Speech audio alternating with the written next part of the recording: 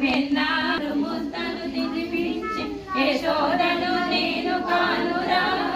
Krishnaiah అంతను నోచలేదురా